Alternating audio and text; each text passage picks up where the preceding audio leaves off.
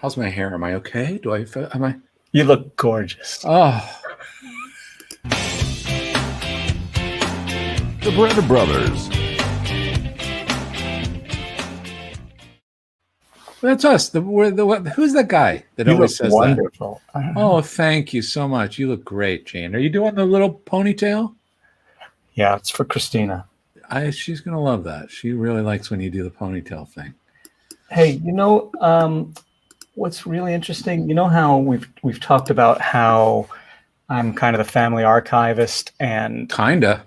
Yeah, well, I am. Mm-hmm.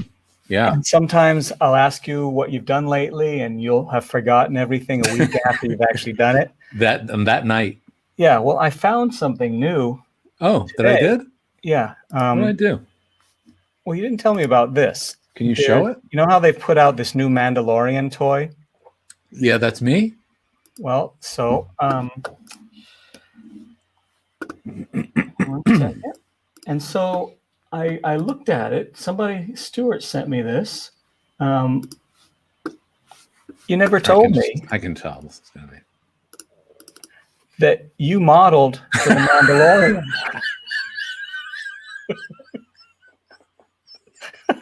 Doesn't it look like you? Oh my God.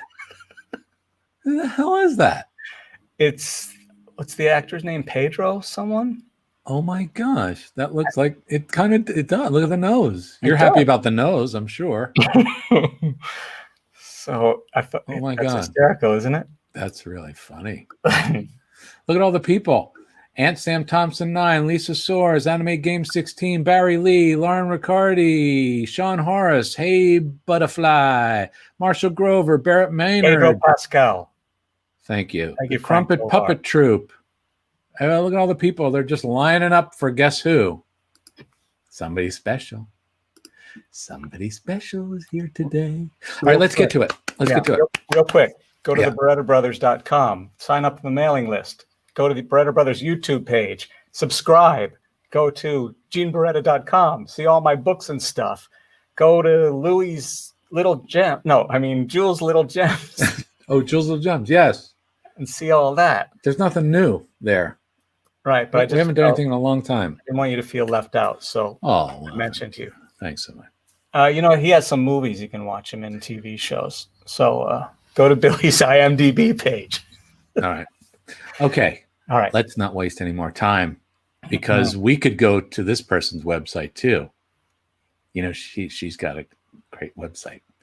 But so she doesn't go anywhere without her introduction, though. That's true. And but here we go. We would like to introduce our favorite girl, Fran Brill. Fran Brill. Fran Brill. Talking about Fran Brill. Fran Brill. Would you please welcome Fran Brill? Hey! You got your sign. I'm here. Look at you. Did you hear your song? No, I just heard you go, Fran Brill, Fran Brill. That's your song. We did that for you. Oh, that's my song. It was wonderful. Well, here, wait, guys. You'll get Gene. Let's hear it. Here we go. Ready? Fran Brill. Fran Brill. Fran Brill. Talking about Fran Brill. Fran Brill. Huh? I like that where I'm yelling at Frank because he's not doing a very good job. Hi. Who composed that song?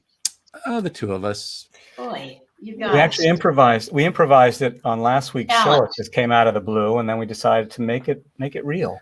I think you did record that for real. You think? Very catchy song. We're afraid the Temptations will steal it. Oh, are they still alive? Well, not all of them. Probably it's a different group of them. Yeah, the descendants of, or yes, another group of the new Temptations. Well, thank you for having me on your show. I must say it took a while. I was a little sad and depressed about it, but finally, I'm on your show. If you wouldn't say yes to everybody else who asked, legal issues. I mean, you were just on about every other podcast but ours, and we had to go. You know what? Everywhere I look, she's on somebody else's podcast. How are we going to have her on? That's sad that you're so plugged into the cosmos that you can't get rid of me. And honestly, we were just sick about hearing, everything. Yeah, we had enough of you. Yeah. It was like, how much more Fran can we hear? I don't blame you. I'm really, really bored with myself also. Okay, but here, so we kind of like jump right into it, but I want to, if it's okay, what is the first professional gig that you had? Was it the Guiding Light? Oh, no. You mean professional, like union card? As an actor. Oh, as an actor? No, it would be, I got my union card at a regional theater called Theater Atlanta, which is where I was a journeyman. It was something they had in those days, I don't know about now, where you got a pittance as a salary, but you got your equity card, which is the actor that's not SAG or after or SAG after, but equity. Yep. And so it was a great deal. And I got to be in small parts in whatever shows they were doing. And that was in, I should know this. That was in well, I can find that out. But anyway, that was when we brought a show to Broadway called Red, White, and Maddox that we were doing. And that's what plunked me in New York years before I thought I would, try making a name of myself in New York as an actress. I wanted to just do regional theater for, 4 or 5 years. So I had a lot of credits on my resume.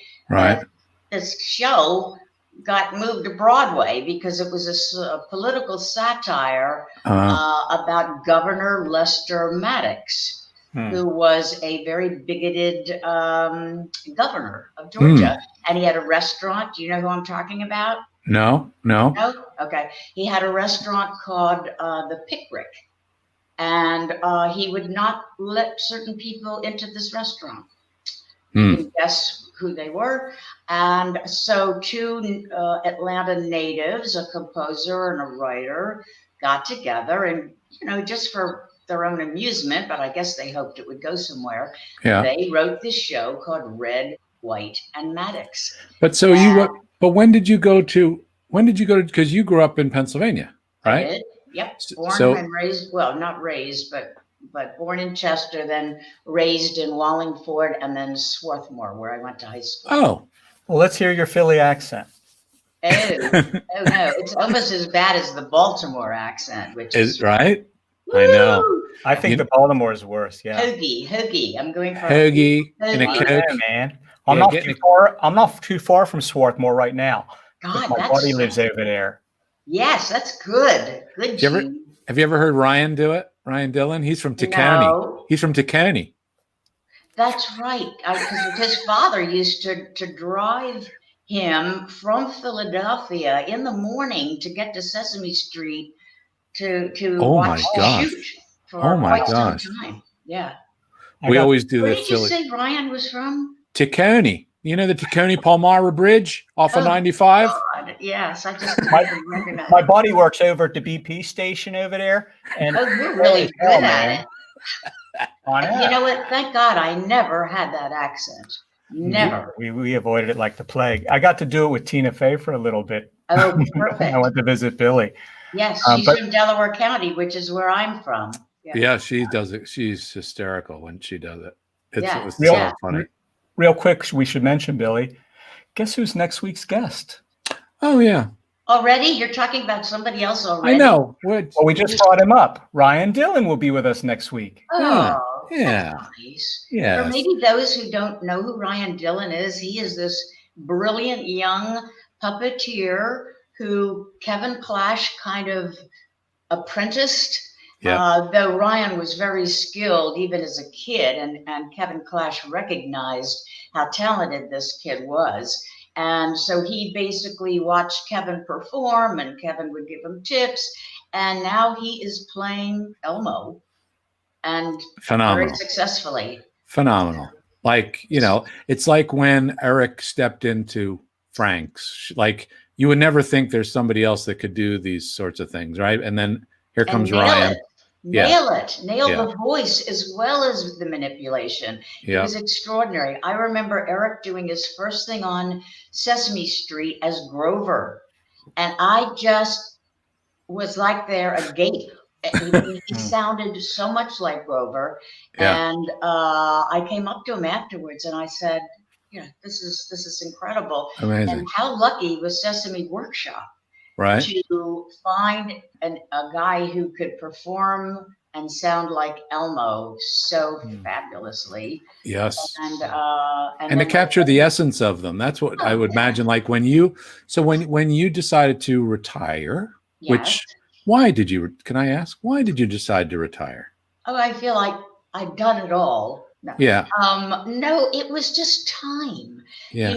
I spent close to 40 some years coming and going. I will say I was not there consistently, else I wouldn't have had an acting career. Right. But Jim was so sweet to me. He would say, just let me know when you have time and we'll write stuff for you, mostly for inserts with Prairie Dawn back in the day.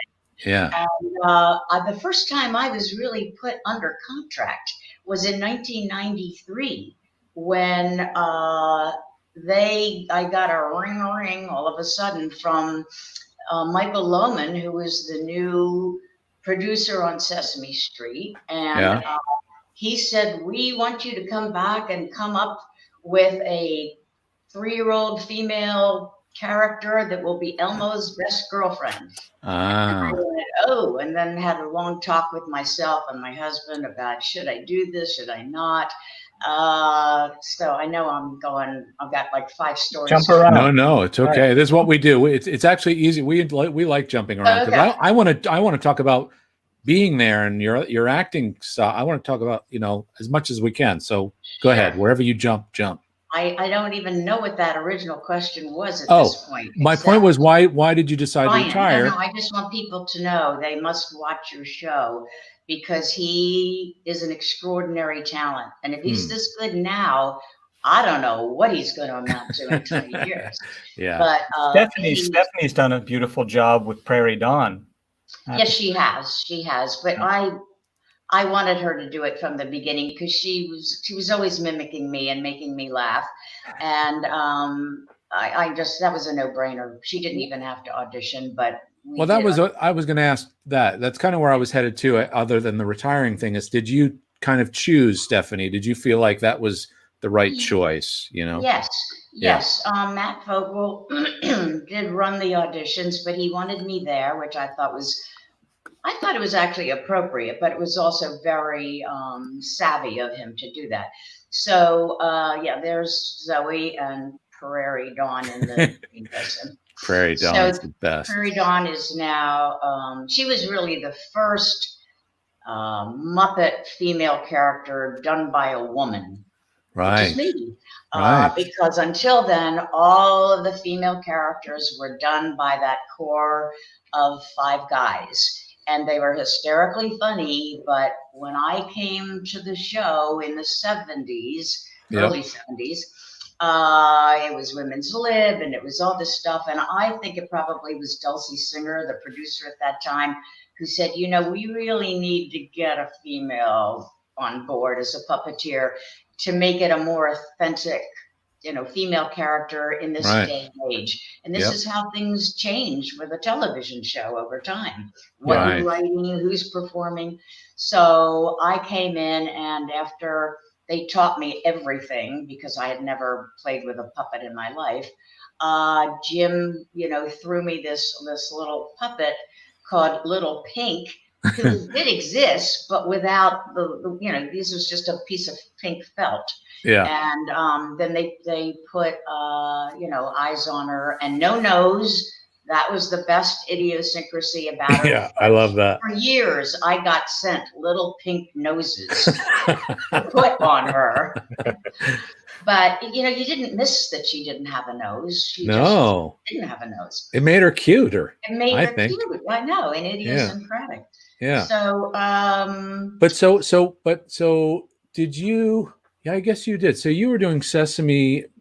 Well, you were kind of going back and forth, right? So you were doing the acting outside of your acting on Sesame and for puppets, but as yourself. Yeah. And Gene, can you show? I just want to. Can we put up 20? Is it 22 or 23?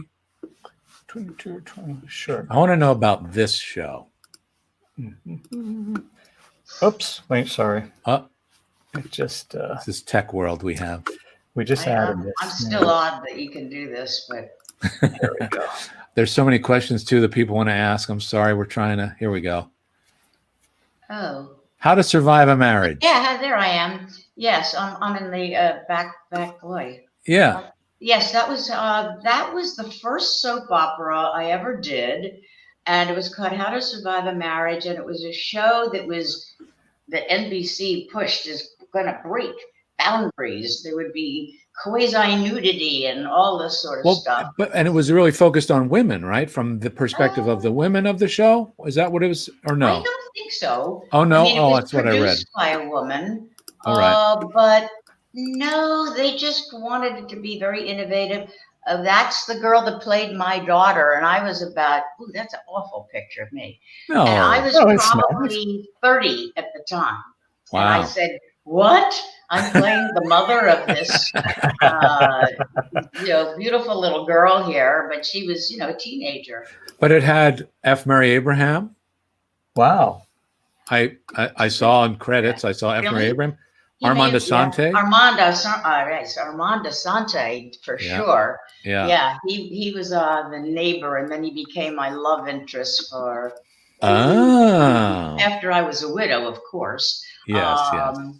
But that's where I learned television acting because that's the first television show I ever did. Wow. Right. Yeah, And then with the Muppets, then you did also Saturday Night Live, right? So you were doing that. That's like my Well- favorite. I think I have to say it's almost my favorite Henson thing is The Land of Gorch. Wow. Okay. I love it. Vaj. The one with the breasts is Vaj. Yes. I don't even remember what she was except this hefty looking babe here. But Yeah. yeah, it was a bunch of really strange characters on that show. Favog, that was The mighty that was Favog, that character Frank. that Frank played. Yeah. Yeah. And Jim's character, he was great. He was such a bumbling. He was almost like a Ralph Cramden. Plubus, is that what was his name? No, King. Let's see. What was Yeah, his name? Plubus, yeah. Doofus, yes. But Jerry Nelson did some beautiful work on that Oh, show. it's great. Plubus had an affair with Vaj. Really? I don't remember any of that. Gosh. How about that? That's I remember Jesse. very little. Carol Spinney was incredible. He could remember everything. And I'm sort of like Frank. I remember very little. Same But with when me. I see Like something Billy. that, huh? Same with me. Really? I don't What's remember wrong with this? anything. What's I wrong think with this, Bill? here's my theory. What? I think when we're in it,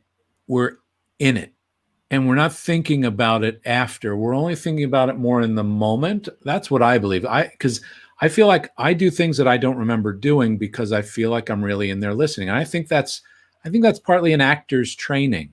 You know, Could when be. you're really listening, you're not really thinking about what No. you said or did. No, God Right? forbid, or watching yourself. You can't Yeah. do that.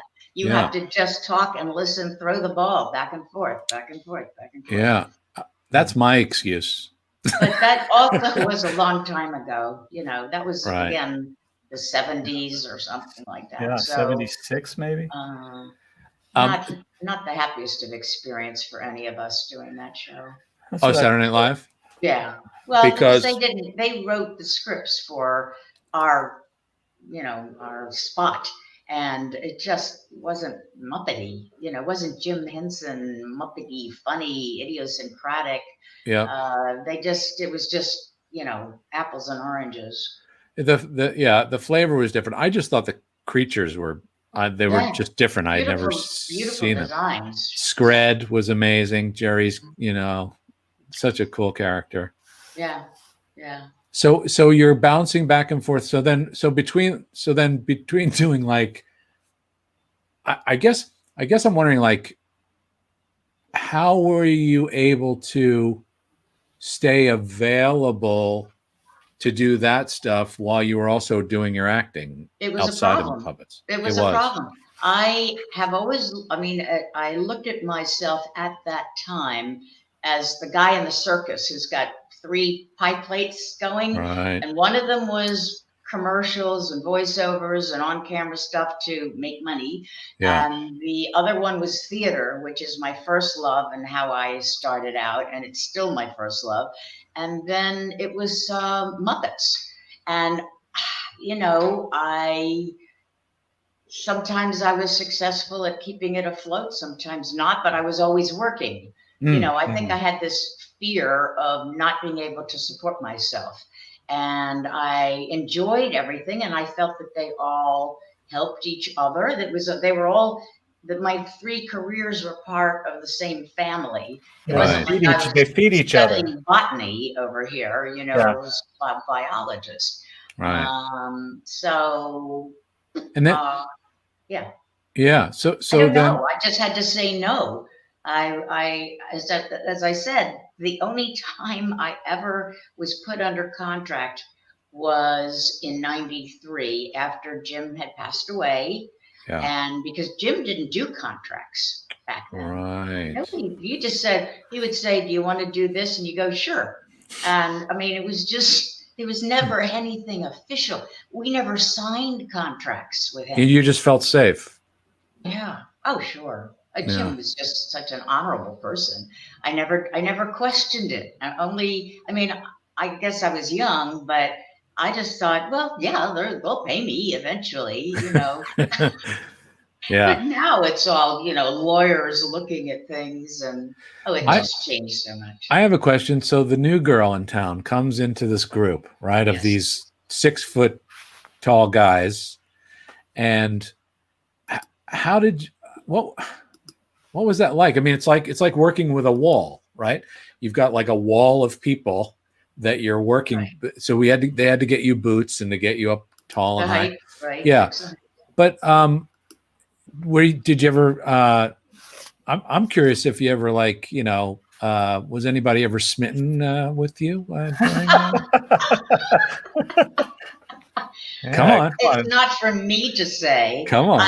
No, I don't think so. I mean, we were all young. Nobody was married except for Jim, really. It was Jerry. I don't think Jerry had been, he was divorced at the time. Richard, no. Frank, no. Carol, I don't think Carol had met Deb yet. Right. So it was a lot of free range chickens there, I would say. You always refer to them as your brothers. I know you do that. Yeah, which they probably hate me doing, but. Right. They're like, how come she doesn't like me? You know what? It was great because I think it's great to have some what's the word? Not energy, but there is an energy in the air when all of a sudden you throw a female into a group of men, or vice versa. Yeah. But especially a female with those guns. Would you look at those guns? Yeah, you know, I don't know. And those eyes. I was born that way. Yeah. Gosh, that's another oldie timey picture. Those dimples. So that was, yeah. So, you know, it was great. I mean, they kidded me a lot, but they were really wonderful to me too, because if I screwed up, it meant another take. So they were, you know, helping me as best they could. It was just great fun for me because I had nothing invested in this. Right. I didn't want to be a puppeteer. I didn't care if they hired me again or not, but it was great fun for me, and I was a fan. I mean, you know, I was a fan. I would love to watch those Bert and Ernie sketches that they would record all day long. Oh man! You know, it was just hysterical. You know. So what do you and Billy came to it? Let me just say, you and Billy came to it in the same way, both as actors, not thinking puppeteering would be a career. No. Exactly. But I always say ride in the direction the horse is going when I talk to young people or whatever. And sometimes you want desperately to be that. And yet people are screaming for you to be that. And you have to pay attention to that, because maybe that is where you're best used, let's say. It doesn't mean that you're terrible at one and now you do this. Not at all. I used all my acting skills to try to come up with good characters, and I would try to use my arm like what I would do in real life, Me too. That's the only way I knew how to produce a character, because I just didn't know how to puppeteer at all. Right. It took me a long time, and Me I too. still cringe when I see a lot of what I did. Speaking of that, can I bring up a question from someone? David Hirsch says, do you remember the very first Muppet character, even in a one-off, that you recorded in a scene? The very first character. It could have been, I just remember doing like a J is for Jill, and I had a little girl puppet on, in the background, chorus kind of thing. I don't know, but that was pretty early. And then Little Bird was a character that I created at that time with an existing puppet bird.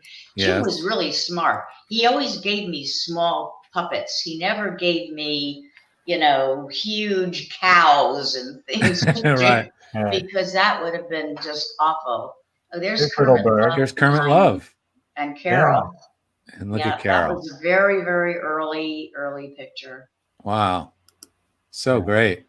So anyway, so he gave me Little Bird, and then about 6 months later, I'm going to guess, is when Prairie Dawn, who did not have that name, he just said, we want you to come up with a quintessential little girl puppet. Do you think Fran Brill? Fran Brill. Oh my God. I think, I'm just wondering what you think Jim may have seen in you. I would think that my thought was, one, you have a very unique and now iconic voice. So I think that was probably something he tapped into. Yeah. But what is it that you feel like he recognized in you and thought, what, she needs to be in this group? I'll tell you why, because he was very impressed with the fact that he was meeting me as an actress when I went to audition, which I really never felt was an audition. It was more like a meeting. And the fact that I had just closed in a Broadway show, which was Red, White, and Maddox, and that I had a history of majoring in acting at Boston University Fine Arts School, that I had been acting since I was 16 years old. So he knew that I'd be good at coming up with characters, or guessed that. And I really wonder if he didn't also think, hey, I taught myself how to puppeteer. This is Jim. Right. No, he wasn't like he had puppeteered all his life. He ended up cutting up pieces of felt and making puppets. Yeah. But he didn't have an instructor in his life. Do you know what I mean? Right. So I had those things going for me. I could sing, I could come up with characters, and I could do accents. Right. This was all part of my kit as an actress. Yeah. So all I needed to learn was manipulation. That puppeteering stuff. Just that. Yeah. But which of course is the hardest thing to do, I think. Can we go off of puppeteering for a minute? I'm curious, do you have a favorite film that you have been in? Like either the experience or the film itself, the message of the film? Oh, geez. As I know, it's a sucky question. There haven't been that many. Let's. I'm well, not but a movie star. It doesn't matter how many; it's how great they are. Because you've been in a lot of great movies. I only do classics. Like I know. I know. I don't think so. I mean, I think being there was kind of cool because I didn't know it at the time, but it ended up being a rather classic movie. Oh my gosh. Well, you know what I love about being there, being there? What's that? Your empathy towards him. That's nice. The balance of the two Yes. characters, you and the other guy who's kind of like all about the deal. David Clennon, yeah. David, right? And but you have more empathy towards you're kind of keyed into this innocence, and I always thought that was such a great balance, and that you brought that to that. Thank you. I think it was more like give this guy a chance. I'm not sure that it was like a heart flowing out for him. But No, but that's it. Yeah. Maybe he's legit. I don't know. Maybe, Right. I mean, he played an amazing character. Yeah. I mean, Oh my gosh. It is a wonderful movie, and it's great that I was in it. But yeah, that was when I first went to LA to try to get work. Yeah. And my agent, and I think it's because my hair was auburn red, whatever, and because the whole movie was with that sepia color. And I think they just looked at my hair and I got the role. I swear to God. It wasn't your like hair? I think Great hair so. audition. You never know. I've given dazzling auditions for plays and never got them. Well, because, who knows? It's just so crazy. Can I ask you this? Did you enjoy working on any of Frank's films? I know you couldn't have enjoyed working with him, but did you enjoy anything about those films? I did have to audition for that. For Frank? Frank made a very big deal that I was only there because, the casting director thought it was a good idea, but it was not his decision. And blah, blah, blah, blah, blah. So it was a little scary auditioning for him, actually. It was? Why? What do you mean? Oh, I don't know. He gets a little dour. Is that how you pronounce that word? I never know if it's dour or dour. Dour. Is he hard to work with, you think, Frank? No. Oh, you know what he is? He's the ultimate perfectionist. That's all. Code word for difficult. Yeah. Yeah. No. Just look. Those Bert and Ernie sketches that I just referred to. They would do take after take after take after take, or Frank would stick his head up in the shot.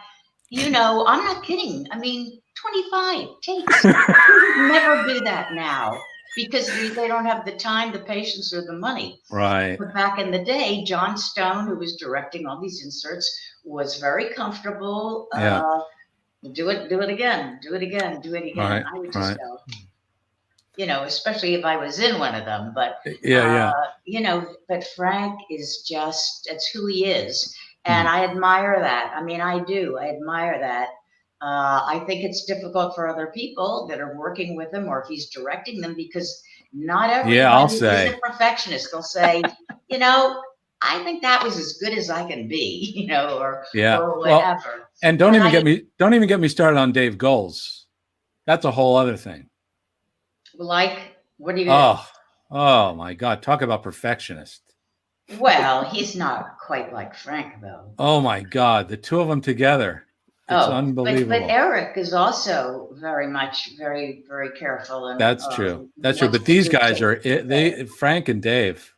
Oh, that's a bad combination. I'll say, you know what? Can we just for the hell of it, let's see if they're here. Yeah.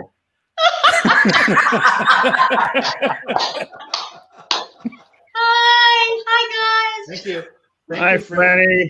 I didn't say anything bad about you, Frank. I promise. I feel kind of dour, Dour. Well, let's put it this way: your resting face is not cheerful.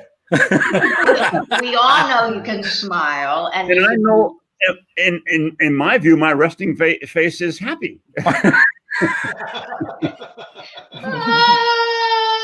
No. Randy, to clear that up, because I wanted to make sure people understood. You were talking about auditioning for What About Bob, the movie that I directed, not the Muppet stuff. And what happened, as I recall, I wanted you in the movie, but I didn't want to be there in the audition because they'll look like favoritism. So I let you audition with Billy and the woman to make sure it wasn't my decision, and they Yes. decided on you, right? Yeah, I think that's the way I saw it too. Right. Which I thought, I wouldn't have ever felt right either. I'm so neurotic. I think that if I felt that I got cast for something because I knew somebody, Well, that's why. that I would feel that everybody in the cast would say, well, she really. Well, that's why I walked away and let you and Billy and the casting director take care of it. So I was Well, very, you're very mature, Frank. Very mature. very happy. Yeah, Dave, what are you doing here? I don't remember being a part of it at all. You keep saying my name, but I don't remember being there at all. I didn't say your you name. mean Billy Murray. He's talking Billy Murray. Oh, Bill Murray. Oh, okay. Bill Murray. You're Billy to us, but Billy? Yeah. What's Dave doing here? What's Dave here for? I don't Yeah. know. We asked if he could not show up today, but he insisted. So, they have too much fun being on your show. That's all. but Fran, Billy. What? Yeah. And are they going to disappear soon? Because I thought this is Yes, they my won't. gig. It is. Well, they came to boy. see you. They did this because I asked them if they would come and say hello and tell you that they love you, gentlemen. Nothing better to do is I think. Billy, could you just interview Franny and then Gene can interview us? Oh God! Oh my gosh! You're not going to believe who showed up. Who? Another person? Jerry. Oh, the guitar. No. Jerry's guitar. Jerry's guitar showed up. But I just make Very make nice. everybody sad. That was a great story, Gene. How you got that guitar? Yeah, that he gave him that guitar. That was amazing. Here, I don't want to travel with it. You take it. It was just some folks were saying that they were excited that there was a Muppet Guys Talking reunion. So I think Gene thought we probably should have Jerry in there. You're right. This is a bit of a reunion. Yeah. That was so fun. That was so fun. Yeah. Oh my gosh. Bill, can I just tell this story? I don't even know if Dave and Frank saw this. Frank, do you remember after one day of doing PR for Muppet Guys Talking, you took us with Victoria, maybe somebody else, to some restaurant? It was an off hour. It was like 4:00, and some of us had snacks or a drink or whatever. Yeah. And this was up on a higher level. You had to walk up a lot of stairs. Yeah, red that was stairs, great. if I recall. Yeah. And on the way out, I was kind of looking back, and there was Bill spread out like he was just falling down the stairs. I'll tell you, the laughing during. It was just so wonderful. We have fun. Oh my gosh. Dave, could you hold it down, please? Yeah, Dave's just chiming in all the time. Battering away, isn't he? Yeah. I'm sorry. I didn't know Frank was going to be here. Dave, when's the first time you met Fran? Oh God. You have a good probably memory. was- You remember these things. Yeah, you remember everything, Dave. Gosh, you're not you're just like Carol. No, I remember some formative things, and meeting you was formative. So that would have been. Can you turn up your volume, Dave? Oh, am I too quiet? What's A going on? little bit, yeah. Let me just see. How do I do that on this? I don't know. Can you talk a little louder? Can you Well, yell? Yeah, I guess so, but I'm yelling. It's all right. I don't mind. It doesn't sound like it here. If you used Zoom, it would be easier. I know how to. Your audio only works on Zoom? Oh, Well, no, I don't know how you. How do you do it? I don't know. Right. Just that's all We right. can I'll hear it listen enough. harder. But I just would like the people out there to be able to hear I'll you look at too. sound here. Let's see. Franny, that was Okay, not a, wait. that was Is this not a good better? question, Franny, because he No. took 45 seconds away from you already. Yeah. What? But Dave- go ahead, Dave. We can hear you. I'm all the way up. Yeah, I just checked it. Anyhow, let me try to get back to you here. Yeah. So I'm it sure was- this is fascinating for everybody who's spending time No, it's not watching that. this show. It's going to be very quick because it isn't fascinating. All right. I met Fran, I guess it was September. It would have been September 1972. Because I visited Sesame Street for a week, and I'm sure Fran would have been in on Friday, I guess. Right? On a Friday? You remember it was a Friday? Yeah, how do you remember? What time? I was there the whole What week, time and was the it? The Muppet inserts were on Friday. Oh my gosh. So, Wow. so yeah, that's when all the regular guys were in there. I saw Carol during the week, but I would have met you on Friday, whatever that was. You mean it was an insert day? Is Yeah. that- okay. Yeah, it was an insert day. Oh. So I didn't say it was going to be interesting. I just No, said, no, it's all right. But Frank, oh, when do you Frank, just don't. the Fr- I think Don't all, give me that. Don't give me that. I'm here to support you. All stories have some sort of value, Dave. Oh, that's sweet. That's That's really true. nice. That's- That's very That's not supportive. sweet. Bill, that's It's very supportive. It is. Fran, did you detect that he was patronizing me? It's possible. Well, let me ask the same question to Frank. Frank, do you remember when you first met Fran? When she first came to work with you Yeah. guys? Sure he Yeah, does. the audition when Richie was there. No, Richie wasn't. Well, no. Richie wasn't in the room with us. No. No. But he was at that Same audition. year. Yes. Yeah. When we did the auditions for not Fraggle Rock, for the Santa Claus Switch. Yeah. That was with. But you remember when I auditioned, surely, because don't it was you and Jim. Yeah, I don't remember you actually auditioning, except that I know Jim and I thought, that there was something there, and so you and Richie were the only ones that came out of that. Oh, I see. Richard was part of that group of auditions that Fran was also. Oh, I get it. I see. Yeah. On not St. John's, St. Peter? on the street, where you guys were talking about, you lived on this street the same time Gene did. Oh, Jones. Yes, Yeah. in New York. Yeah. Yeah, so that's when I met Franny as the auditions, and yeah. Well, now that we're happy, Lauren, were you bored with just listening to me? Hey, thanks, Lauren. Can I admit something? I'm admitting that what my story had less value than Dave's story. See, look how nice, Dave. My story was just flat. Well, you know what? My story was underground. Yeah. I'm not worthy to be on your program, Gene and Billy. Just not worthy. We appreciate you being here, but you guys are really kind of bringing it all down. I got to tell you, I think we got to go back to Fran just by herself. Yeah, I think we saw it a little bit before we got on. We saw it with you and Fran and Gene. How exciting it was! It was better, yeah. Yeah, it was. I think I brought down the mood when I brought the guitar on. I think it No. That was No, I poignant. just No, it was them. came over It was me. them. That's all. It's just but I don't think both of us brought. I think Davey, you were great. I brought it down. I thought you were fabulous. No, Frank. No. At some point, you were so much better than I was. No. guys are This so reminds me that all I ever did in all of that Muppet guys talking thing was laugh at you three idiots. I would just sit there and just laugh. That's No, you know what, Franny? That was so valuable what you said, and it rang connected with people when you said, "I don't feel like one of the guys." That you said that you couldn't just be one of the guys, and that really, from your point of view, that was really, really powerful and really strong. Yeah. But you immediately, I think your reaction, Frank, was, of course, you were one of the guys. No, I said, shut up.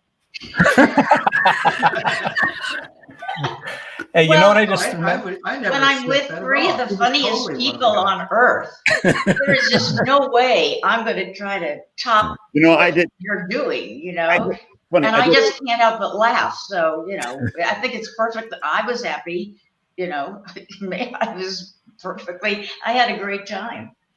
You know what I just remembered? I just, people should go look this up. I don't know if you remember the person who interviewed you guys when you were doing the publicity for Muppet Guys Talking, but ahead of time, you planned to sit in the chairs and just act like you were really angry at the guy, and you gave him one-word answers, and he was getting really panicked. Yeah, You that know was who Frank's thought of idea. that one? Frank's idea. Yeah, but and then he bailed on us. I said to everybody, let's make it seem like we're really goddamn angry at this guy, and we don't want to have anything to do with him. I couldn't do it. I have too much empathy. I'm the one who broke. Yeah, you broke at the end. Yeah, he was so scared, wasn't he? You broke, but I was giving him hand signals like. Yeah. Oh my God! I got to share when I'm on Twitter sometimes, and I got to share this with you. The reply is wonderful. I said something on Twitter, and then somebody else wrote me back saying, "Shut up, puppet man." Hey, can you just? I'm trying to remember. Somebody asked me recently, was there anything in Muppet Guys Talking that we did that didn't end up in the movie? And I remembered us singing, and I can't remember what we sang. Yeah, it was When the Rubber Meets the Sea. We did. Okay, I thought maybe it was that, but we had 10 hours of stuff though. We had to make decisions. Can we do something here? I really feel guilty. Can we start talking about Franny? Okay. Well, we're going to kick you guys. We're going to get rid of you guys. Can we say something about Franny, please? Well, we've been talking. I mean, we've been having a great time until you guys came on. I guess it was a bad idea. We haven't had a chance to talk about Franny, Billy. Okay? Well, what would you like to say? You can go to your bidet or something. We can talk to Franny. I go like la la la la. What are you going to say? I would like to. I would like to say that we love you, Franny, because you are. Besides being a terrific performer, you are such a spirit with us all, always has been. And it's been a huge thing for us. We love you. That's all. Thank you. I would like to echo that. Can you hear me? Yes. Can't you come up with something else, Dave? I'm moving on to something else. And that is that I've always looked upon you as a grown-up, even though you're actually younger than I am. But when I was starting with the Muppets, I didn't have any idea what I was doing. And you were such a professional, as well as being funny and just an incredible person to be with. And I've always just absolutely loved you. And thank you. Likewise. I wish you lived on my road. I know. I wish I did too. Well, and speaking of not being grown-ups, I wish we could all live together. It would be a lot. It'd be a lot of laughs. I'll tell you. We'll make our own COVID bubble. Yeah. Our own COVID bubble. Yeah. But speaking of not being grown-ups, maybe Frank could be out in the guest house. The outhouse. Okay, can I just say something? Dave always accuses me of being mean to him, but you see how he slides in there? You see? I see it. I see it. You guys are rough. I see You it. are rough on each It has to other. be about Fran. This is about Franny and how wonderful she is. Yes. Not me in the guest It's house. not about. Yeah. Well, no, it's not about. I don't care. I'm having a I good think we should time. all live together, but maybe Frank should just visit. You see, there he goes. There he goes. I think it's No, that's gracious. That's you like boys should sit down and make a pact to stop Franny, fighting with each other. I have a question for you, Franny. Yes. When was the first time you saw Davy, and how did you react to Davy? Yeah. No. I don't remember.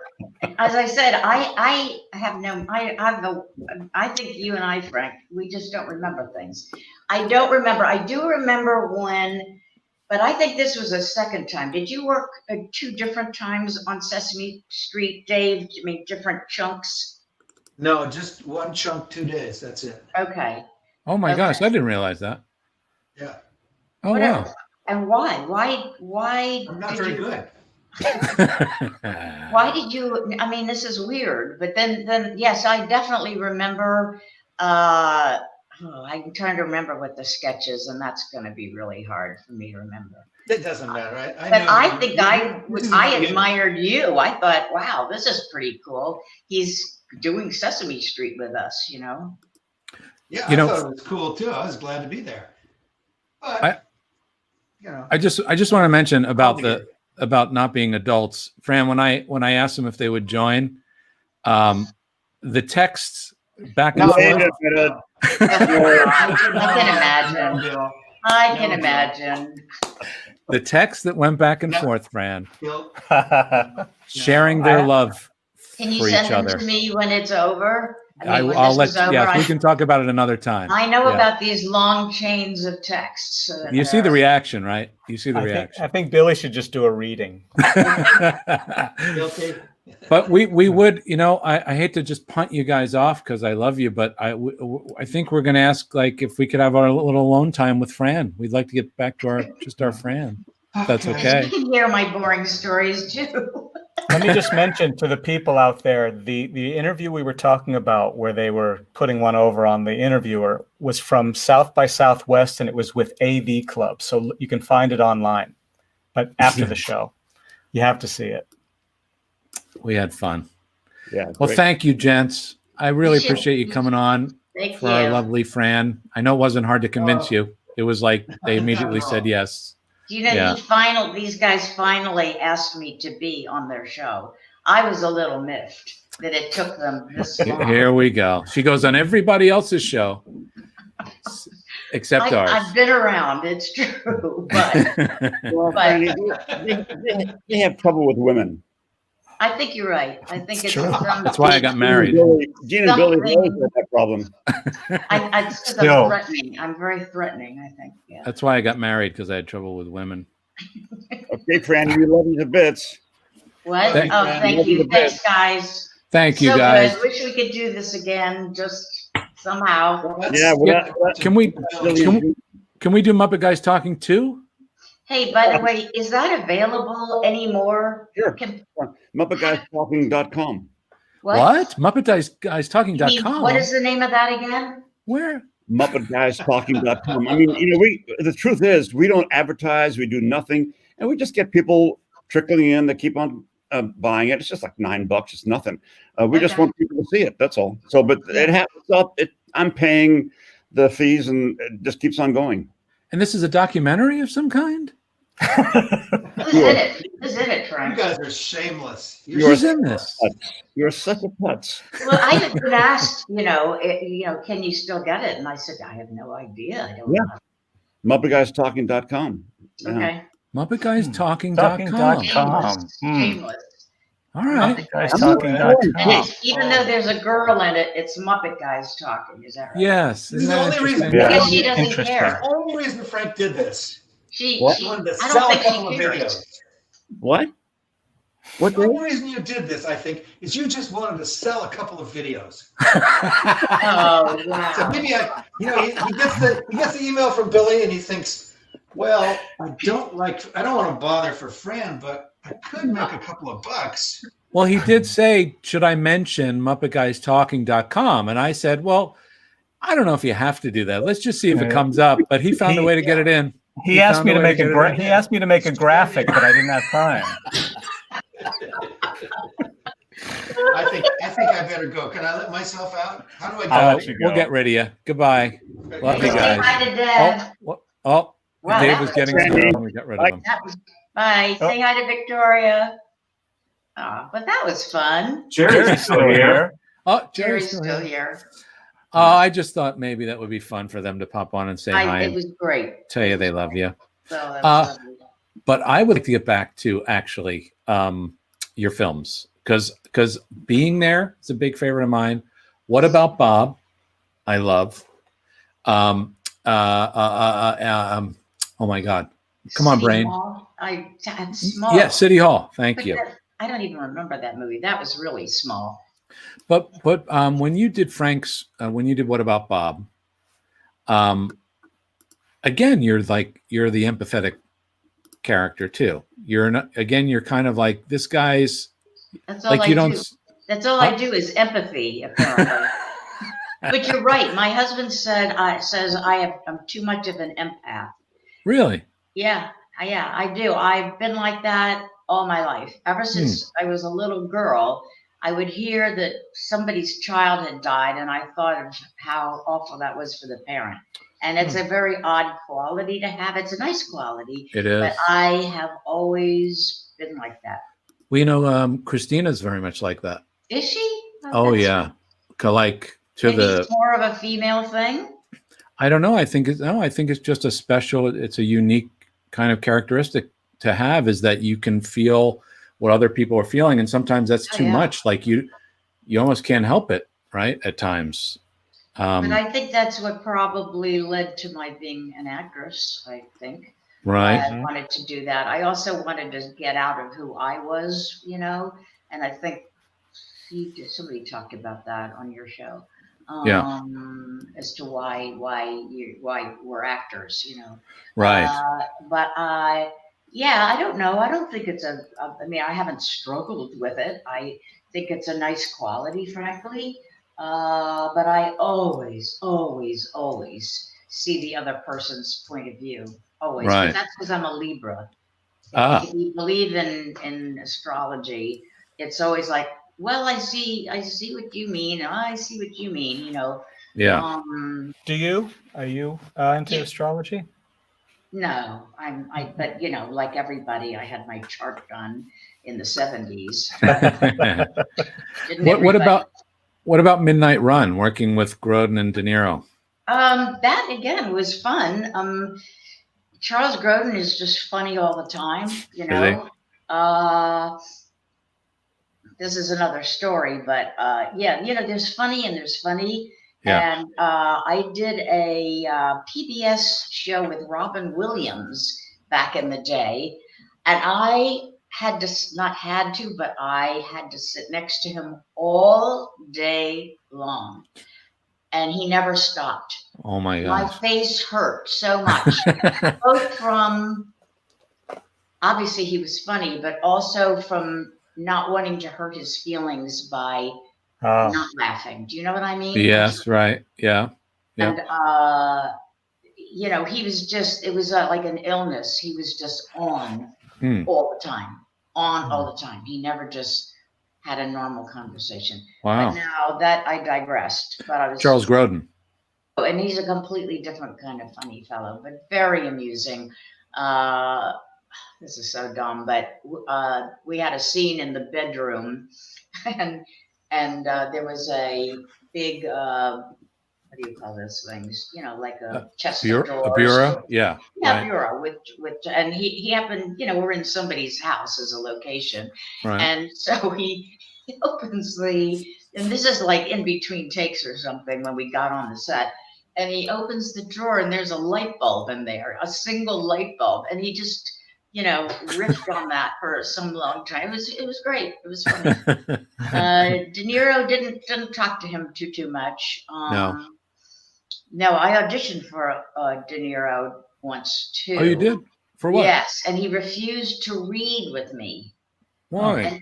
Because he said, and I understand it. He said, because I think I even was ballsy enough to say, "Oh, aren't you going to read with me?" Like the casting director was reading with me. Yeah. And this was for comedians, I think. Oh. I don't know. And he said, I would, but I can't do it. I don't want to get locked into some line readings. Oh. And as an actor, I thought, okay, I get that. If he read with everybody all day long, right. That's not the way he works. Right. That's interesting. Yeah. Because part of being an actor is having to recreate that each time, right? And try and make it feel fresh. And that's part of the challenge, but I get it. Just think of a bunch of actors. This is not a play. This was a movie. Right. Which is a very different kettle of fish. Right. And he thought, well, if I have to read with every single broad that's walking in here and reading for this role and other people as well, he just was there to, observe and think and study and whatever and have his say. What was the show Matthew Allen asked that you did with Robin Williams? Do you remember the title? Yes, it was called Carpe Diem. Okay. Carpe Diem. Oh, Seize the Day. Seize the Day. Right. Yeah. It's like Dead Poet Society. Or no, it's like, Dead Poet Society. Yeah, that was a long time ago. I don't even remember. That was like, I actually 1986. How do you like that? Like those apples. It's amazing what these machines can do. I know, aren't these things great? It's a computer or something like that. There's another phase of your performing that we haven't touched on is your animation voice work. Yeah. Can you talk about any of these things here? Well, I'll tell you, I guess I'll choose a favorite. I had a blast doing Doug. I loved that show. You did. I thought it was just a lovely show.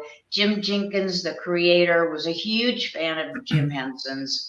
Oh. And I played so many different characters on that show that I loved it. I was so sorry when that stopped. I still get residuals from it. Right. But I love the freedom of it, for one thing. You know, I'm not holding a puppet in my hand. Yeah. It was just great. I love doing that kind of thing. I don't remember what I did encourage the character. How about Sheep in the Big City? How about that one? Yeah, same thing. Great fun. That was Mo Willems' show. Yeah. Stephanie worked on that too, Stephanie right? worked on it. A lot of people we know. Mhm. I didn't do very much on that show. It was not like Doug, where I played a big variety of characters. And Right. as a matter of fact, Connie Schulman, who played Patty Mayonnaise, is a friend of mine. Oh yeah. And Reed Burney is also a friend of mine. So that was just great fun. And Doug went on for a while too, right? That was like yeah. 5 or so, 6 years or something. Yeah. Or 5, yeah. Mhm. Wow. Now, Yeah, is that's this- a good gig to have, right? When you're just Oh, creating yeah. characters and having Come fun in in a looking booth. like a dish rag. And, yeah. This project here, did you guys work on this together, or Billy, had you moved on from the character at this point? Oh, Bill, this was our This is this our was thing. our family. Yeah. So sorry I was Elmo's mom, and Bill was Elmo's father, Louis. Yeah.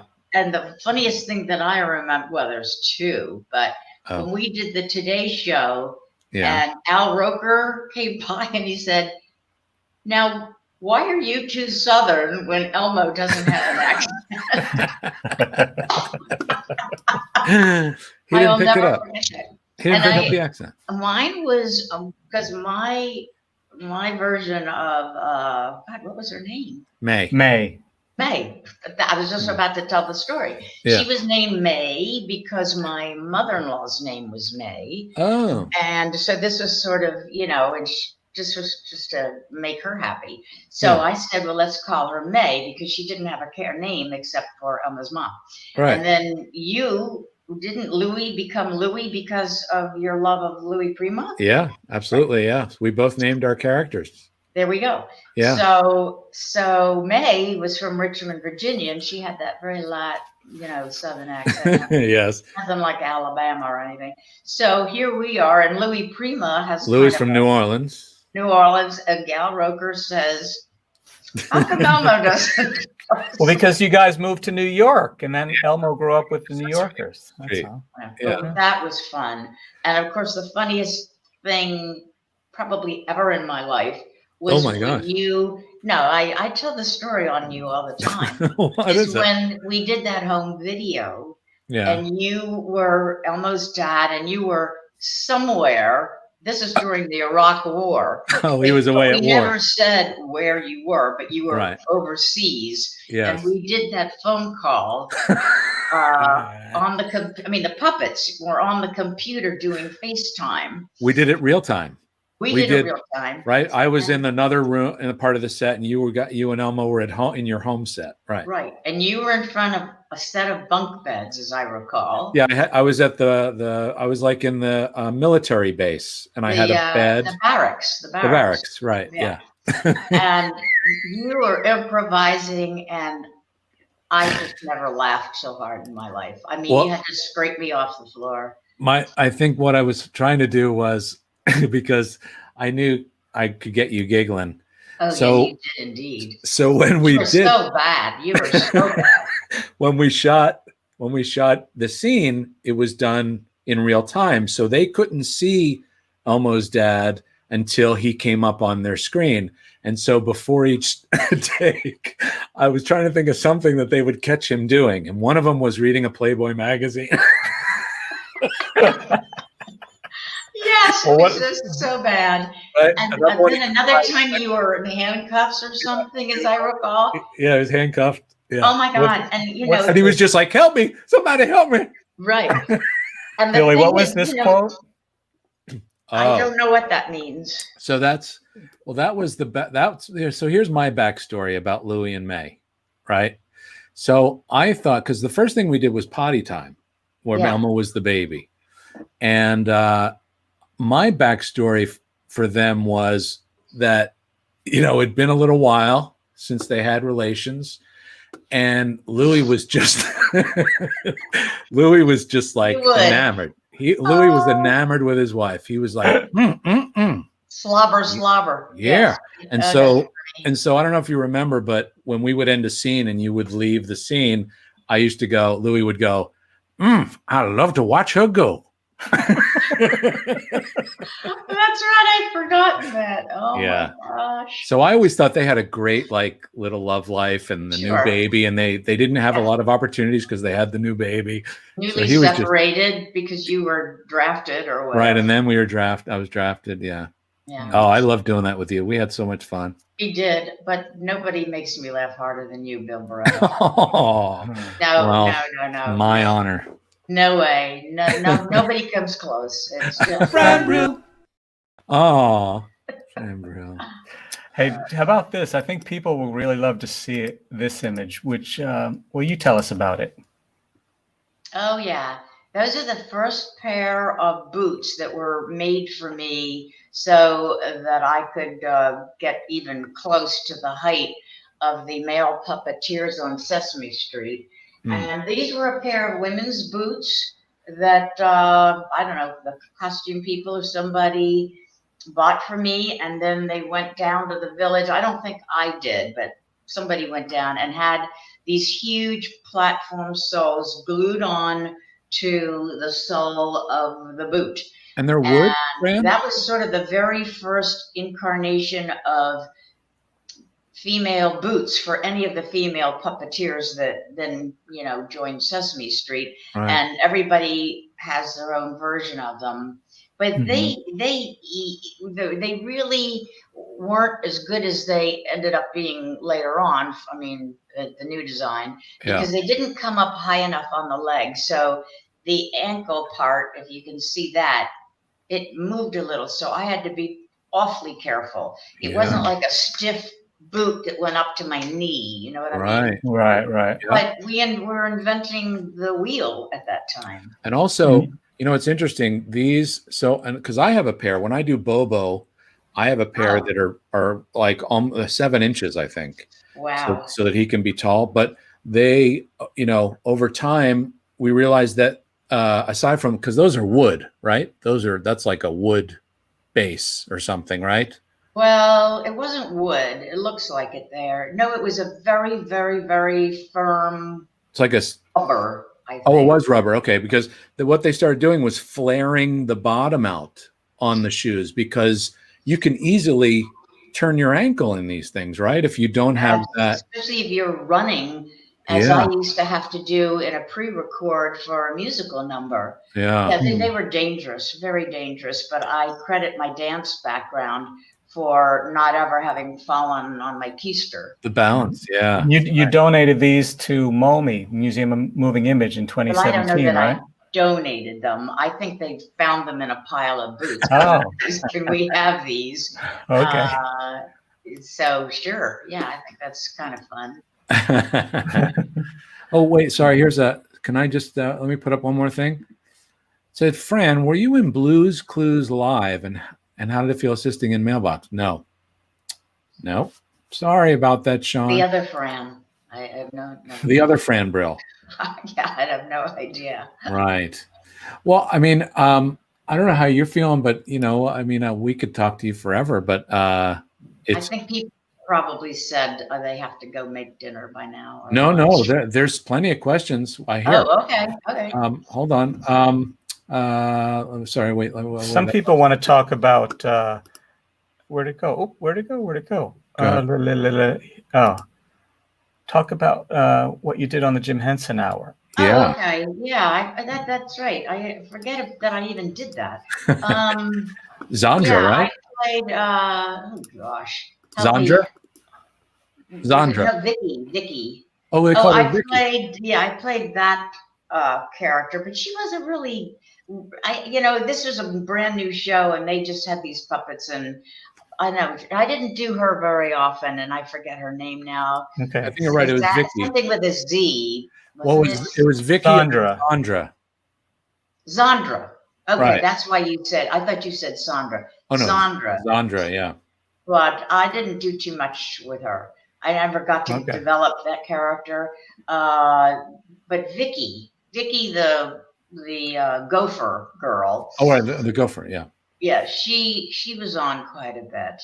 That was a tough job for me because Peter Harris was directing. Oh my gosh. Yeah, Peter Harris was directing. And there I am again, the only female, except for wonderful Camille. And we would talk about this. And, they had about 45 puppets they wanted into a shot. And I wasn't used to dealing this, where I had to just push the puppet's face into the shot. I mean, these guys they did not let me in. You know what I mean? It was like a wall of these puppets, including you, Dave Goelz, wherever you are. And I had to just, it was like each man for himself. Wow. They wouldn't let you through. No, they wouldn't let me through. Well, because they all were trying to get their, Dog City. Thank you, Jesse. Gosh, Jesse's so great. Isn't he amazing? I loved doing that. That was great You fun. did? What did you enjoy about it? Then we did a spin-off of that. And, that was an episode of the Jim Henson Hour where it was no human guest stars or anything. It was just dog puppets. Right. And I played opposite Kevin. And what was her name? Oh, geez. Hold on. I think I know what you mean. His name was Axe or something like that. Wasn't it? Ace. Ace? Yeah. And I should be able to remember this dog's name, and I don't remember. Anyway, it was just that was fun. It was just dogs, Dog City, dog everything. Right. And then we shot it at the Carriage House in a very small studio, and I don't even know how many episodes we did. But Michael Frith kind of produced that. Oh yeah. And I can't remember who directed. I'm sorry, but it's all right. Yeah, Colleen Barker. Thank you, Colleen. Yes, because she was a collie. How can I forget that? Right. Hey, I got to sing a great jazz number, which is the only time in my whole life anybody's ever asked me to sing a bluesy number, and gosh, did I love that. I'm surprised you haven't done more. I sounded pretty good. I'll have to brag on myself. I really wanted that to be good, and I probably recorded it several times before I was happy with the take. Right. Mm-hmm. I'm surprised there aren't more bluesy, jazzy things you've done. Your voice is like made for it. It's there's that flavor. I think of the characters, Zoe singing bluesy numbers. Or Prairie Dawn, or Yeah, I guess it has to be appropriate for the character. I want to ask you about you've done several Law and Orders. Yes. Over it seems like every 5 years or something you have a new character or something. It's like since 1990 or something. 4 years. Well, I've done all of them. Oh, you have. Oh, now where on earth did you get all this stuff? Wow. I've been following you. Gene Barretta, the archivist. That was Kate and Allie. Far right. Oh, that was I played Rachel Jackson wife of Andrew Jackson for an afternoon special. Oh, right, this one here. Yeah. These are not all Law and Orders. The one in the middle here with the red blouse is Spencer for Hire. Right. All right. Gosh, we're going back. Barnaby Jones, you did? What was it like working with Buddy Ebsen? I can't even remember. He was alive. Gosh, what was that character? That was again during that first trip out to LA, where it must have been the same year, 78, something like that. Oh yeah. I don't remember. No, I don't remember. But it's funny that you have that card up because a fan sent me where these shots are coming from. I don't know how you got them. And I just thought that was so great. Third watch. This one with the yellow blouse on down there. Right. That's from Third Watch, which was Right. a nighttime show, 1999. Right.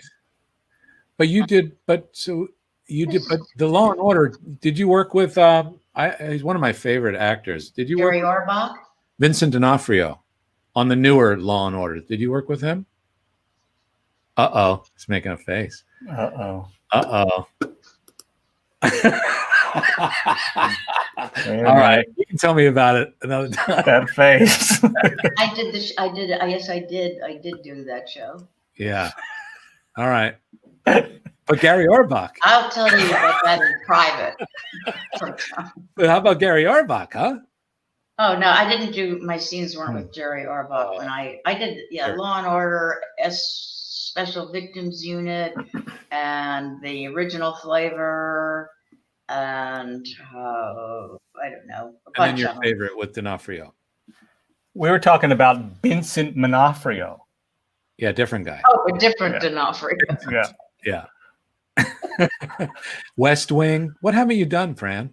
Oh, well, West Wing was with Elmo and Zoe. Yeah. Yeah, I flew out to LA to do that, but it wasn't as me. It was Elmo and Zoe. Maybe must have been some other Muppet characters. But don't you ever just like go, geez, like I've been all these things I've got to do. No. You never think about it that way? Never. Really? Never.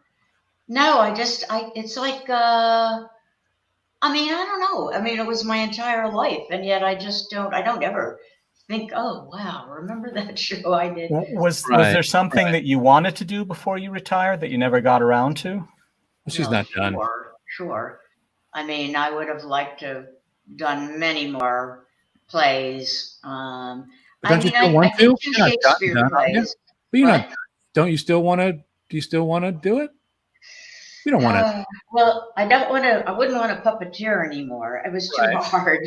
Right. But no, what kills me is when I see all these things on Masterpiece Theater, because really, that's what I feel I was born to do. I love getting into a period costume, doing a British accent. I did a lot of plays with British accents back in the day. Oh, wow. And I feel like if I ever lived previously, it was back at the turn of the century, something like that, Yeah. And I wore those costumes well. I did some plays where I was, where I was costumed like that. And I think that's really what I would love to do. Well, you But should. I'm not gonna do it now. Billy and I were about to pitch you a script. Why can't? Yeah, we have a whole. It's called Victorian. Let me just ask Vixens. this: is it funded yet?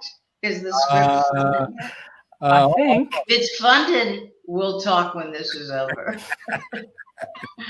Now, We were hoping maybe you had a credit card. I see. Credit cards might be exchanged. I Or get it. Venmo. Yeah. Who knows? But it's it's okay. I've had a great life. I've had really had great chances, worked with wonderful people. No regrets, really. No regrets. God, I hope not. You're amazing. It's the people that you've affected over the years. Just your characters alone on Sesame Street. The all the children and all the people growing up over the years who got something from these characters. It's huge, Fran. Well, that's lovely, but you don't walk around, that, feeling that. Oh, It's no. just people come up to you and they say, if they find out what I did for a living, and I'm very appreciative, but I don't feel I know you're not like looking just for it. I know. doing what I had to do. I know you're not looking for the adoration, but people. I just want you to know that people, I think, admire you and love what you've given to all of these people out there. It's a huge, huge thing. What people don't realize is before we went on live, your camera was panned over to your right a little bit, and there's a huge portrait that you had done of yourself with the fur and diamonds. What is that? That's and you've got somebody behind you with a pad and pen, like looking for an autograph, and you're just like, No, and you've got the cigarette. I do have a Leroy Neiman of myself. You know who You it do? is? Yes, it's when I did a soap opera and we were on the same talk show. Right there. oh wow. Oh my gosh! This is so hard to do, and I should be able to do it. I think that my puppeteer. Wow! Yeah, he was How just cool. He was just another guest, and he gave it to me after the show. Oh, okay, thank you very much. That's probably valuable now. I'll bet. Sure. Yeah. Are you kidding? Oh my gosh! Wow. Billy Well, has Fran- an original Hirschfeld that he had commissioned of Louis that's Prima. the regret I have. Gosh, Oh, yeah. I wanted so much to be in a play, and for him to do a Draw you. Hirschfeld movie. Oh yeah, that to me would have been making it.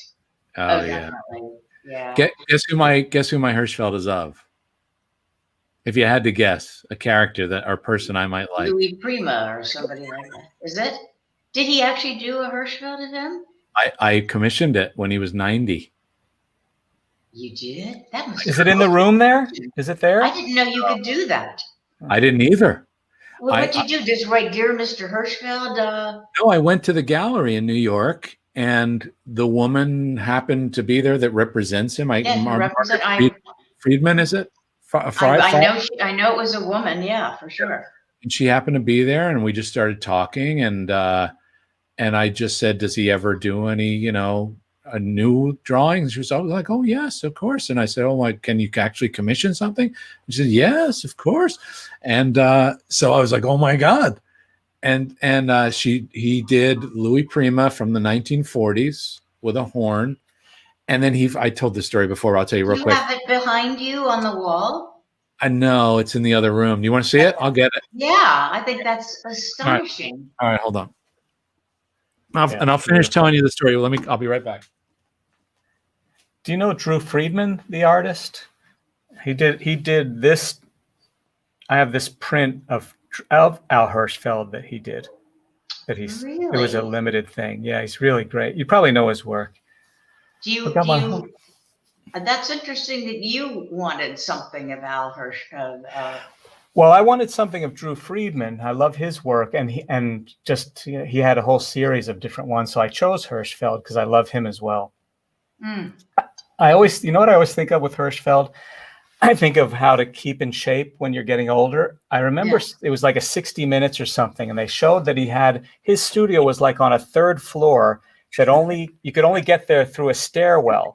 And he was like in his 90s, still going up these 3 flights every day. Stairs keep you young. That's a great thought. Yeah, I think stairs. It's not a lot of exercise, but it's something. Especially, I once did a play in New York where I had to wear a bathing suit in the middle of winter, and the only way I felt I would be able to do that was I would run around my apartment. Jogged in my apartment. I wasn't like jogging outdoors in those days. I ran around my apartment and went up and down 14 flights of stairs, and just to make sure I would look okay in a bathing suit. So this is ginormous, Bill. I forgot it was that big. So this is large. Tilted a little bit. We've got the screen reflection. That's okay. Because I've got the microphone in my way. But Yeah, no, we can see it even with the reflection. That's great. Are there Ninas in that too? yeah, there's three Ninas. Oh my God. If you can see, I'm going to show you something. Wait a minute. Let me see if I can. Wait, I got to go the other side. Hold on. I want to show you his signature, right? It's got the 3. Yes. But there's no I in his name. So he signed it without the first I, Hirschfeld. And sure it's not just skinny? I'm positive. I panicked. I was like, oh my God. He didn't, because he was 90, So People would think it was fake, you mean? Yeah, so I was embarrassed, but I thought, you know what, let me call her. And I let her know, and I took a picture of it, and she said, well, let me talk to him. And so he did this. So then he did this. Oh no. Oops, sorry. Here's the missing That's eye. even more valuable. Isn't it? That's so cool. Of course. Oh my goodness. Oh my goodness. That on Antiques Roadshow or something. You know what's even cooler about that is that the line he put that goes from the word and the line with the arrow to the number one is like a typical Hirschfeld line. It's just that. And then her name was Margot Feeden, and she sent me the letter, but her letter she signed Margot Feeden. Oops, I meant Feiden. Oh, that's so great. He had a wonderful sense of humor. Yeah. Wow, Billy, that's fantastic. I couldn't believe he was still drawing, you know. Well, I suppose that's something you can do forever. I mean, look at all the great artists who lived and they still could paint, you know, until they died. Gene, you'll have to tell us why that. What makes here's a great story for you. I'm doing a picture book right now on Andrew Wyeth's childhood, right? So a friend of mine, Mary Landa, who was their private assistant for decades, was with him when he was on his deathbed. And he had his eyes closed and his hand was going like this. Oh my goodness. Wow. He was just drawing in his sleep or in it. I don't know if he was sleeping or just, you know, in that state. Wow. Just compelled to do it. In my sleep. I hope not. She has. That's the truth. Yes. You're kidding me. I swear to God. Do you really? She's. I thought that was a joke. Okay. Me too. I've sleep and I'll be like this. With your arm up? Gosh. Oh my God. Yeah. That's weird. Terrible. Well, Fran, thank you so much for doing it. Say goodbye. Yeah, if it's okay with you. Well, it's just so great. No, it's so I nice had a great now. time. Thank you for now having that me. we've had you on, we don't really need to have you on again. So you can go on all those other shows now again. Yeah, you can do anything. You know what? I that's it. You know, it's because everybody had all this time during the pandemic, and you know, people are zooming and zooming and zooming, and it's so funny because Tina Fey and I both did something for the Delaware County illiteracy program. All right. Yeah, so I had to record a little, and I had no idea she was from Delaware County, but that's how I don't want to say bad it got because I was happy to do it, but that's how people were grabbing people, and because you know, we're all sitting there going, well, you know, my day's pretty free today. Yeah, well, that's the thing, right? We're all freed up. We might as well be doing something. Right. So you did something for Delco. Check that out. Where do you go over in Delaware County? Delco. Why is it such an what is? I wonder if somebody who does accents, I mean, traces down, where does that come from? Because it's not New York. Is it from the Appalachians or something? I don't know. And Baltimore is like a Dutch and Jersey or something. I don't know what it is. Baltimore is a mix of that and more Southern. It gets a little more, and they say things like, I always think of like John Waters' films lines like, yes, and he's going to join the auto industry. That's perfect. Phil Donahue did a show in Baltimore once, and I remember being horrified when he would go out in the audience and get questions from people, and I realized how hideous. I'm sorry if I'm insulting anybody, but into my ear, that Baltimore accent was so strong, attractive. Strong. Kevin doesn't have it real strong like that. No, not at all. Yeah. No, he doesn't have it. No. Here's a quick thing. Fran was kind enough to take a picture with me and Zoe from Aunt Sam Thompson. Oh, Aunt Sam Thompson 9. Gosh. I hope and look at this. Hugs from Spain, Fran. Oh, wow. Wow. Well, hugs back. Thank you. Fran Brill. All right, Fran. Well, thank you. Thanks to everybody who is watching, and keep watching the Barretta Brothers. You can see how much fun they are. I'm sure all these people who watched have watched your other shows. But let's do a Masterpiece Theater or something together. Oh, wouldn't that be great? I would love it. That'd be so. Yeah, you'd probably be good at it. You know, you would probably be good. I would do like a Gosford Park. You could do Mercutio. You know, there's tons of roles you could do. I did a very bad Portia once in The Merchant of Venice. They had a wig for me that I looked like Polly Darton. You know, there was so much blonde, heavy hair. I could, barely walk in it. Right. I don't think, and I played Lady Anne once. Oh, but really? I don't think I'm good at Shakespeare. I never was able to make it sound like present day speech. Yeah, I don't think I can do that either.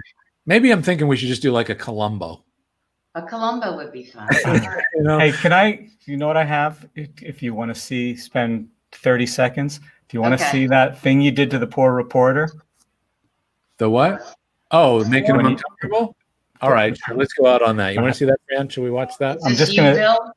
This is all of us, some Muppet guys talking when we made the reporter feel uncomfortable. Oh, okay. All right, hang on. Here we go. I was so mean. This is just like the last 30 seconds before you broke. I don't think I did it. I think I kept just looking in my Where lap. Is it now? Yeah, you kind of you were nicer than us. You were just kind of letting it go. Oops, here we go. Prior to starting the documentary, when was the last time you were all in the same room together? I don't know.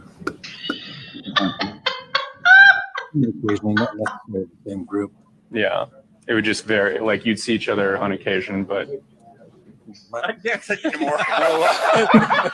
That wasn't very long, was it? Guy's job. Oh, Gene cut it short. We did go. Oh, I thought so because I remember going on way long. Yeah, that was 2 minutes in. Yeah. Oh, right. Okay. All right. Bye, guys. Love you. Love you back. I love you too. Bye. Bye. That was cool. Yes. The Fran. I feel bad that she was waiting to be asked for so long. It was just a timing thing, Fran. You know we were always going to get you on. She's teasing. But she was on everything. Like it's hard to bring people on right after they've been on a few things. You want to let it breathe.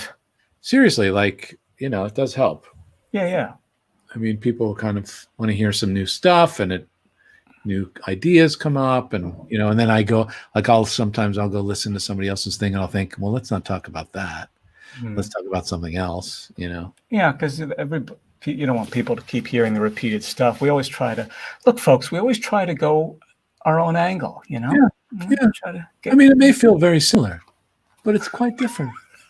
If you analyze it over time. If you really sit down and you watch these, really take your time and watch each one of these. Like the Kennedy assassination, you just kind of dissect it. And you do it in slow motion.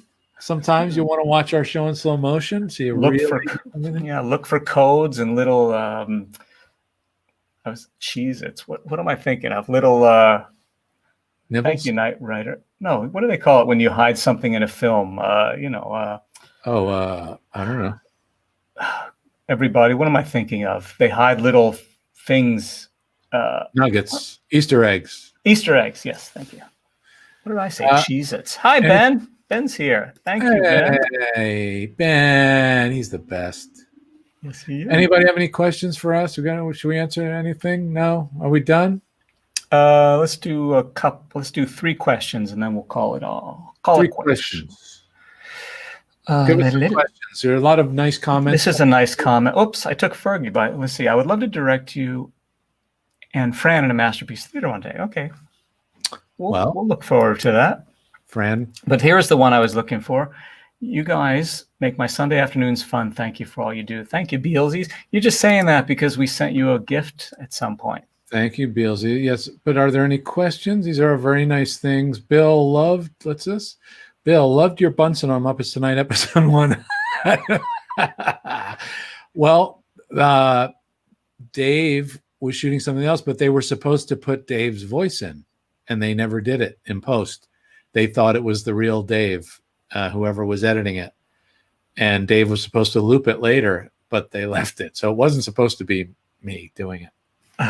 Because I asked him, when we do each other's characters for stuff like that, if somebody's unavailable, we ask them to do it for us and read it so we can really hear how they would do it, and you try your best. But Dave was supposed to loop it. What does this mean? Stay free, Bill. That's just like a be cool. Don't get paid for something. Who said? No. Are you going to do trivia again? Well, we might as well mention it. We're going to do a Christmas one, gang. We just were waiting for another episode or two to announce that we're going to be looking for contestants. We're going to do on the 20th of December. It's going to be a Christmas episode, and part of it will be Muppet Christmas trivia. Questions provided by Tough Pigs. But don't start applying yet. We'll give the word on when to start campaigning to be a contestant. Yes. Should we tell them any more upcoming stuff? Well, we've got the month figured out. We did mention briefly that Ryan Dillon will be on this December 6th. If you're keeping track and you want to put it in your calendar. Should we tell them the following week? Yeah. We're going to have Glop, Gorgeous Ladies of Puppeteering. We're going to have the three founders. We're going to have Alice Deneen and Colleen Smith and Donna. What? Kimball, yeah. You know what? I thought I saw her in a movie earlier today, and I took a picture, but I checked IMDb. It wasn't her. Looked so much like her. She does commercials too. Yeah, so they're going to be, Ryan Dillon on the 6th, Glop on the 13th, Christmas special on the 20th, and on the 27th, it's kind of a year wrap up, but we might be adding some people to it. That's a little, it's not completed yet. I should be editing a video right now, but I needed a Barretta and Fran fix. Frank from our songs? Is that Frank Simpson? Is he the one? It is. That's Frank. Yep. He did. That's great. It's so great. I love that one. That was hard. I don't know how everybody chose from those, how they voted, but man, that was hard. Mm-hmm. So many good ones. Bill and Gene, would be interesting if you host one of the future shows using puppets. Oh.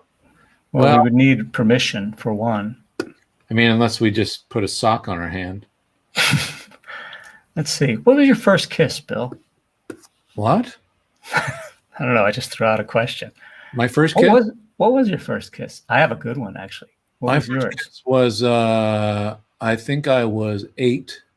What? Yeah. And Cindy Marr, who lived down the street. Oh, I mean real kiss, not like Charlie Brown. We got off the bus and I followed her. We walked along because she lived, down that way and we were that way. And we walked and when we got to her backyard, we kissed. What was there a history there or like a flirtation or anything? Or yeah. Okay. Yeah. They're saying, look at. I know. Look at Ginger. I have a good one. You want to hear mine? Mine isn't even a first kiss. It's a first kisses. I was plural. You know this story, right? I was. We had a neighborhood friend who I'm now friends again with. Thank you, Facebook, with Ginny Mackay. And you were 28. Oh, could have been. I had my first date when I was a senior in high school. That was always the thing. Later in life, I would tell Billy who I had my crushes on. He was like, "Yeah, I made out with her." I was like, "Turn the screw." Anyway, I had this crush on Ginny. Not that many of those.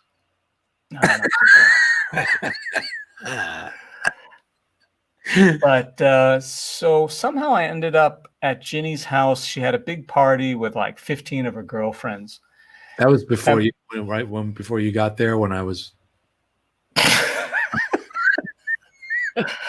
Yeah, they'd all just finished with you. We just played spin the bottle, and yeah, then sure. you showed. Yeah. You said, "Don't tell Gene," and you scattered. Yeah. But my plan was, all right, I'm going to go to this party and I'm going to ask Ginny out on a date. So I got there and it was like 16 girls, including Ginny. And Ginny was, for some reason, in the kitchen. And the other 15 girls, I was a senior in high school and they were all maybe like a year younger or 2 years younger or something. Make sure they were legal, but so I had no control over it. So they all said, "Hey, I got an idea. Let's see who can kiss Gene the best." So they sat me on a couch and they stood in a line and they came through seeing who could do it the best. And so I'm just like I just sat there being, Kissed. being kissed in all sorts of ways. Awesome. And so that was my first kiss. Is Very parentheses. good. Mine must have been a spin the bottle or something. I don't know. You just said it was. Well, that's you. You didn't like that version. You didn't like that 8-year-old kiss. That was my first kiss. Trying to give you another one.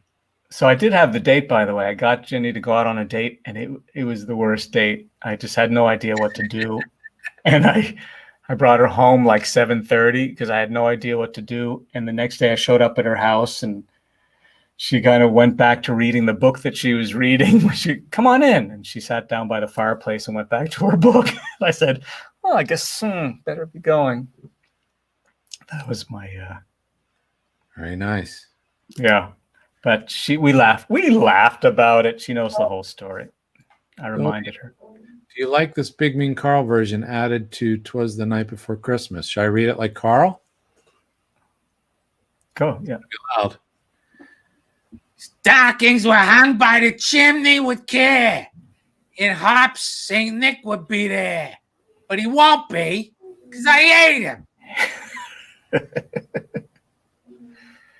Just like, kind of like Rankin Bass would have done it. Yeah. It's very loud. Isn't that very loud? Oh, here's what he meant. Oh, gotcha. Thank you.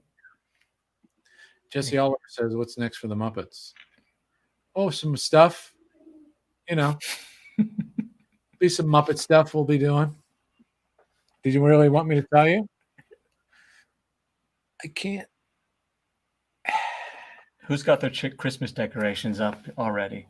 Hygiene. Yeah. And I've got so many Christmas specials already taped for when Ben comes back from his mom's. Oh, and he's listening. Here we go. What does he say? How do you guys handle Muppet stuff with COVID? Good question, Ben. Very good question. Well, it's all several ways. So there has to be certain protocol. People have to be tested. I mean, I haven't been involved in shooting something outside of my home yet. So everything I've shot for things that we've done most recently have been done in the house. But people like who work on Sesame, there's a protocol that they have to follow, and it's a very specific thing about how many times you're tested and making sure people are safe and staying apart and wearing masks. And there's a lot that goes into it, and a lot of thought that went into how people should handle this stuff, because they're still out there making TV shows and all of that. But people just need to stay safe. Wait a minute. Yes, I was. I am. No. Hey, you know what? Maybe I can mention this before we stop. Fran actually mentioned to me why she doesn't like Vincent D'Onofrio very much. You know what it is? What? She said that